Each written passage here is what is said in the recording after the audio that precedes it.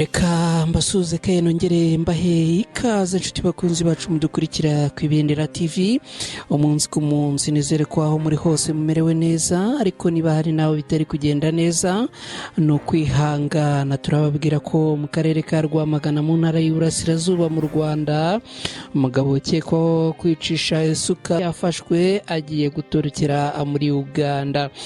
Turababwira kandi ko urukiko rwatesheje agaciro ubujurire bwa Kabera abakoreraga intara y'Amajyepfo mu Rwanda.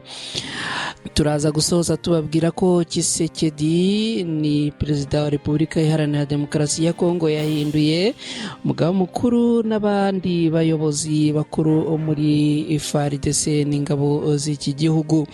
Ngizi nkuru tugiye gusangira muri aka kanya, gusa munyemerere mbere yo kuzinjiramo ku buryo burambuye mbanze mfatiye akanya gatoya mbashimire. Niba ujya ufata umwanya wawe waba muto cyangwa munini ugakurikira inkuru n'ibiganiro byo ku Ibendera TV, uri agaciro gakomeye kuri twe. Turagushimira, ariko tunashimira wowe wakoze subscribe ku Ibendera TV. Warakoze cyane guhitamo twebwe. Turanibutsa ariko mwe mutarakora subscribe ku Ibendera TV kuyikora kugira ngo mureke gukomeza gucikanwa n'inkuru tubagezaho umunsi ku munsi. Mu gusoza turaza kubaha nimero mushobora kunyuraho niba mwifuza gutambutsa igitekerezo cyanyu ku Ibendera TV. Nitwa Nakreti Ntirushwa, aha ni ku Ibendera TV. Ikaze.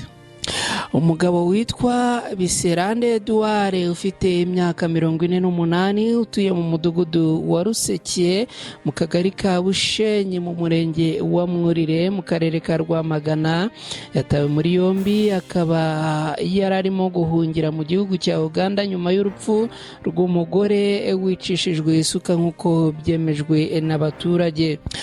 Nyiranizeyimana Claudine wari ufite imyaka 33 uvuka mu mudugudu yiciwemo, we n'umugabo we babanaga mu nzu bakodeshaga hafi y'aho umuryango wa nyakwigendera utuye. Nyuma yo kuva mu karere ka Bugesera babaga bavuye mu gihugu cya Uganda, babaye ubwo bashakanaga. Biserande Edouard na Nyiranizeyimana Claudine babanaga mu nzu bonyine kuko nta abana babanaga nabo. Bivugwa ko umugabo icyaha cyekwaho cyo kwica umugore we yagikoze ku wa 4 mu gitondo. Abatanze amakuru banavuga ko uwo mugabo amaze kwica umugore we yafunze inzu ahita atoroka. Abo mu muryango wa Nyiranizeyimana Claudine biriwe bashaka umuvandimwe wabo, ariko batamubonye kandi inzu bakodeshaga yiriwe yifunze umunsi wose kugeza mu ijoro ryo ku wa 4 rishyira kuri uyu wa 5 tariki 20 Ukuboza muri uyu mwaka w'2024, bituma bafata icyemezo cyo gufungura iyo nzu basanga umuvandimwe wabo yishwe akubiswe isuka. Abavandimwe ba Nyiranizeyimana Claudine bamaze kumenya ko yapfuye yishwe, batanze amakuru uko yishwe n'umugabo we, ndetse inzego z'umutekano zitangira kumushakisha. Amakuru atangwa n'abaturage avuga ko muri iki gitondo cyo kuri wa 5 bamenye amakuru ko Biserande Edouard ukekwaho kwica umugore we babanaga abyemewe n'amategeko yafatiwe ku mupaka ashaka gutorokera mu gihugu cya Uganda, dore ko we n'umugore we bigeze kuhatura mbere yo kujya gutura mu karere ka Bugesera mu Rwanda. Umunyamabanga nshingwabikorwa w'umurenge wa Mwurire Zamu Daniel aganira na Bwiza yemeje ko nyakwigendera n'umugabo ukekwaho kumwica bari bamaze igihe gito batuye muri uwo murenge, kandi ngo nta makimbirane bari bafitanye mu buryo buzwi n'inzego z'ibanze. Anavuga ko ukekwaho kwica umugore we yafashwe. Yagize ati uburyo bari babanyemo n'abantu nabonaga ako babanye neza cyane kuko nta makimbirane bagiranye ngo amenyekane. Ngayo ngo koreka twinjire mu yindi nkuru. Turababwira ko urugereko rw'urukiko rukuru rwa Nyanza rwatesheje agaciro ubujurire bwa Kabera Vedaste wahoze ari umukozi w'intara y'Amajyepfo ushinzwe imiyoborere. ni umwanzuro urukiko rwafashe nyuma yo gusuzuma ubujurire bwa Kabera ku cyaha cyo guha ruswa y'ibihumbi 10 amafaranga y'u Rwanda umugenzacyaha. Ni icyaha n'ubundi Kabera yari yarahamijwe n'urukiko rwisumbuye rwa Muhanga rumukatira imyaka 4 y'igifungo.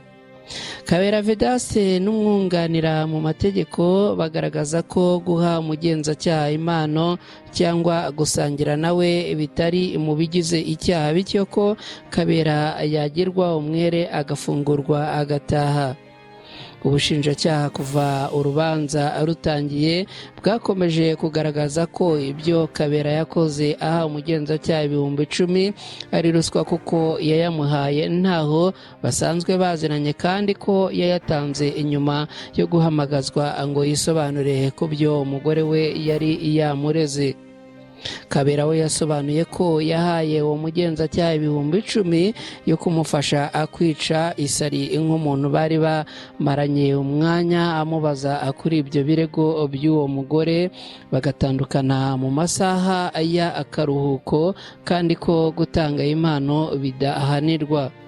Urugereko rw'urukiko rukuru rwa Nyanza rumaze gusuzuma ubujurire bwa Kabera Vedaste rwanzuye ko nta shingiro bufite, bityo ko igihano cy'igifungo cy'imyaka 4 yari yahawe n'urukiko rwisumbuye rwa Muhanga kigumaho. Kabera Vedaste yaregwaga ibyaha birimo gutanga ruswa no kwangiza ikintu cy'undi ku bushake. Urubanza rwe rukaba rwapfundikiwe nyuma y'umwaka aburana kuko nta handi yajuririra. Reka tugaruke kandi ku mpinduka zakozwe na Perezida Tshisekedi wa Repubulika Iharanira Demokarasi ya Kongo. Ni inkuru twababwiye ko nayo turibuze kwinjiramo ndetse tukayigarukaho ku buryo burambuye. Perezida wa Repubulika Iharanira Demokarasi ya Kongo Felix Tshisekedi kuri wa 19 Ukuboza muri uyu mwaka w'2024 yarahinduye umugaba mukuru w'igisirikare cy'iki gihugu FARDC n'abandi bayobozi bakuru muri iki gihugu. Lieutenant General Christian Chiwewe Songesa wari umugaba mukuru w'ingabo za Repubulika Iharanira Demokarasi ya Kongo kuva mu Kwakira mu mwaka w'2022 yasimbujwe Jules Mbanza Mwirambwe wanazamuwe ku ipeti rya Lieutenant General. Lieutenant General Mwirambwe yari asanzwe ari umuyobozi wungirije w'ibiro bishinzwe igisirikare mu ngoro y'umukuru w'igihugu, aho yari ashinzwe by'umwihariko ibikorwa bya gisirikare n'ubutasi. Nk'uko byemejwe mu itangazo ryanyuze kuri radio na televiziyo ya Repubulika Iharanira Demokarasi ya Kongo, Lieutenant General Chiwewe yagizwe umujyanama wa Perezida Tshisekedi mu bya gisirikare. Lieutenant General Chaligonza Nduru Jacques yagizwe umugaba mukuru wungirije ushinzwe ibikorwa bya gisirikare n'ubutasi, akaba yasimbuye General Major Jerome Chicho Chitambwe. General Major Chicho yagizwe umuyobozi wa zone ya gisirikare ya mbere ihuza intara ya Kinshasa, Kwango, Ukuru, Mai Ndombe, Kongo Centrali, Equateri, Mongala, Nord Ubangu, Sud Ubangi na Chiupa. Uyu musirikare yari yarahawe inshingano yihariye yo kuyobora ingabo ziri ku rugamba rwo kurwanya umutwe witwaje intwaro wa M23 mu majyaruguru y'intara Kivu y'Amajyaruguru, ni ukuvuga Front Nord. Lieutenant General Pacifique Masunzu yagizwe umuyobozi wa zone ya gatatu muri FARDC ihuza intara ya Kivu y'Amajyaruguru, Kivu y'Amajyepfo, Maniema, Ituri, Chompo, Bayere na aho Uwere. General Major Makombo Mwinaminayi Jean Roger yagizwe umuyobozi w'urwego rw'ubutasi, naho Brigadier General Marume Onderwa agirwa umuyobozi ushinzwe ibikorwa bya gisirikare. Brigadier General Ambuyi Chivuyadi agirwa umuyobozi ushinzwe ubutegetsi bw'igisirikare.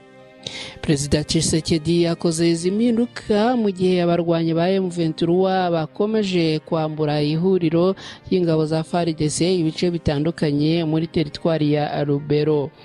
Uku gutsindwa kwatumye Lieutenant General Chiwewe na General Major Chicho by'umwihariko basabirwa gusimburwa ku buyobozi bukuru bw'izi ngabo z'iki gihugu. Ibi rero hakaba ari byo byamaze gushyirwa mu bikorwa na perezida w'iki gihugu cya Repubulika Iharanira Demokarasi ya Kongo ariwe Felix Tshisekedi.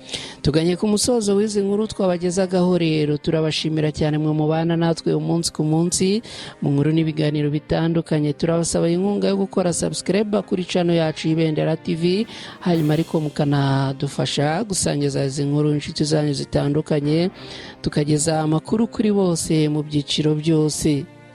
Niba ushaka gutanga igitekerezo ku Ibendera TV, ushobora kunyura kuri nimero ya telefone ikurikira: akamenyetso ko guteranya 250 79 17 00 Iyi nimero yakira ubutumwa butandukanye, ubundi tukakwihamagarira mu gihe bibaye ngombwa. Ndabashimiye kandi mbasezeyeho. Inkuru ku Ibendera TV nakagaruka, mugira amahoro n'amahirwe, Imana ibarinde.